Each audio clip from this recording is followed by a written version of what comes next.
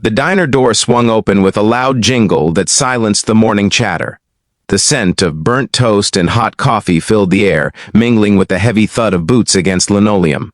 Heads turned, and conversations died mid-sentence.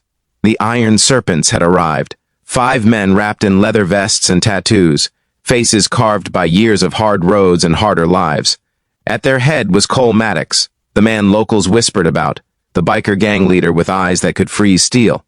He scanned the diner with the casual indifference of a man used to being feared, but his attention soon fixed on something, or rather someone, that would change everything. Behind the counter, a young waitress poured coffee into chipped mugs, her hands trembling ever so slightly. Her name tag read Mara. She wore a faded dress and a thin cardigan, her hair neatly pinned up, but what caught Cole's attention wasn't her outfit. It was the faint purplish mark peeking from beneath her collar, and another dark bruise near her jawline that she tried to hide under light makeup. Cole didn't say a word at first. He just watched, observed. The woman smiled through her pain, serving customers with quiet grace, never once looking up for too long. But when she turned to refill a biker's cup, the harsh light revealed a red welt across her cheek, fresh, raw, and unmistakable. If you believe kindness, courage, and second chances can still change the world, please take a moment to like this video, share it with your friends, and subscribe to our channel Exposed Tales, because stories like this remind us that even the toughest hearts can still do the right thing. Cole's jaw tightened. His men noticed the shift in his expression. To them, Cole was more than a leader. He was a man who carried scars both visible and buried deep. He had spent his youth fighting to survive in a world that didn't care, but even in that chaos, there were lines he never crossed. Seeing a woman's face bruised like that, it lit a fire he thought he'd long extinguished. He motioned for his crew to sit. The diner's regulars stared nervously as the gang filled the stools, their vests creaking as they leaned on the counter. Mara approached them with a cautious smile, her voice barely above a whisper as she asked what they'd like to order. Cole didn't answer immediately. Instead, he looked her straight in the eye, his voice calm but carrying the weight of command. "Black coffee," he said. "And... you okay, miss?" Mara's eyes flickered with something fragile, fear, confusion, and maybe a tiny spark of hope. She nodded quickly, avoiding eye contact. "I'm fine, sir," she murmured, her lips trembling. But she wasn't fine. Everyone could see it. Even the old couple in the corner watched in quiet sorrow, pretending not to. Cole didn't press further. He just nodded, though inside, a storm began to rage. He'd seen those eyes before, in his mother's face when he was just a boy, hiding bruises from a man who claimed to love her. The memory haunted him, clawing its way back with every heartbeat. When Mara returned with the coffee, her hand shook so hard the cup rattled against the saucer. Cole reached out, steadying her hand gently, so gently it surprised even his own men. She flinched at first, then looked at him in disbelief, as if no one had ever touched her without harm. That was the moment he decided. Whatever was happening to her, it would end, today. The hours rolled by, the diner filled and emptied, but Cole and his crew stayed longer than usual. They watched quietly as Mara worked, catching every wince, every nervous glance at the clock, every time her eyes darted toward the window as if expecting someone. By evening, when the sun dipped low and painted the sky in orange fire, her worst fear walked through the door. A tall man in a dirty mechanic's jacket stomped inside, the stench of alcohol trailing behind him. His name was Rick, and the second his eyes landed on Mara, her face drained of color. He shouted her name loud enough for everyone to hear. The diner froze again. Conversations died. Even the jukebox seemed to hold its breath. Rick grabbed Mara's wrist, yanking her closer, cursing under his breath. "You been talking to people about me?" he barked. She shook her head frantically, whispering that she hadn't. Cole's men exchanged glances, their hands already tightening into fists. But Cole didn't move yet. He just watched, his eyes narrowing. When Rick raised his hand as if to strike, the sound of a stool scraping across the floor broke the tension. Cole stood up slowly. The room seemed to shrink around him. "Put your hand down," Cole said, his voice low, dangerous, steady as thunder before the storm.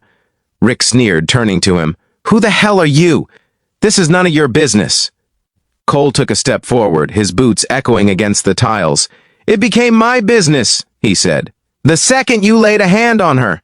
Rick laughed, a cruel, ugly sound. You gonna play hero now, biker boy?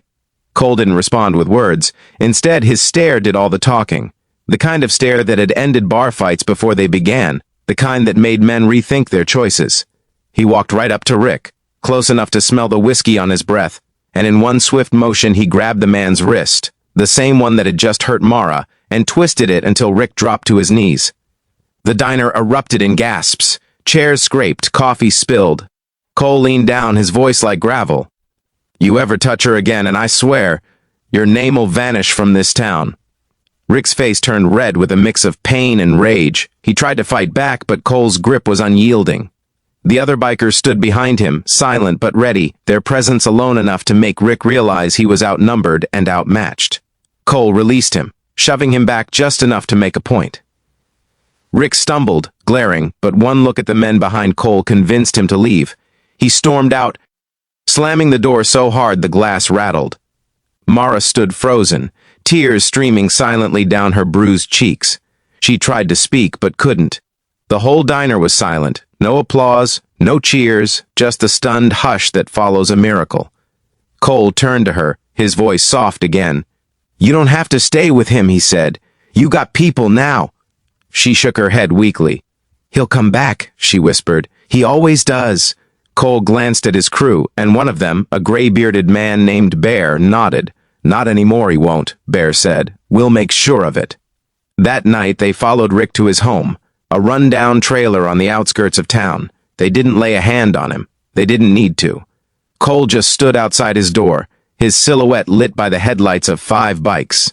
He told Rick, in no uncertain terms, that if Mara ever showed another bruise, he'd answer to the Iron Serpents. Then they rode away, leaving behind the kind of silence that changes men. The next morning, Mara came to the diner like she always did, expecting fear, shame, or gossip. Instead, she found a surprise. Sitting at her usual station was a vase of wildflowers and a note scrawled in messy handwriting. You're stronger than you think. Don't let anyone tell you otherwise. CM. From that day forward, Mara's life began to shift. The bikers became regulars. Not the kind that made trouble, but the kind that made sure no one else did. Cole would sit in the same stool every morning, quietly sipping his coffee while Mara worked. They didn't talk much, but their silent understanding said everything. Word spread across the small town, how the roughest men around had stood up for a waitress everyone else had ignored. The townsfolk began to see the bikers differently. Where fear once lived, respect began to grow. And for Mara, that diner became more than a workplace. It became her sanctuary. Weeks passed, and one evening as she closed up, Cole walked over to hand her something. A small envelope. Inside was a check and a note that read, Start your new life. The world's bigger than this town. Go find it. Her eyes filled with tears. She'd been saving every penny to leave, to start over somewhere new, but now she didn't have to wait. She looked at him, her voice trembling. I don't know how to thank you. Cole smiled faintly.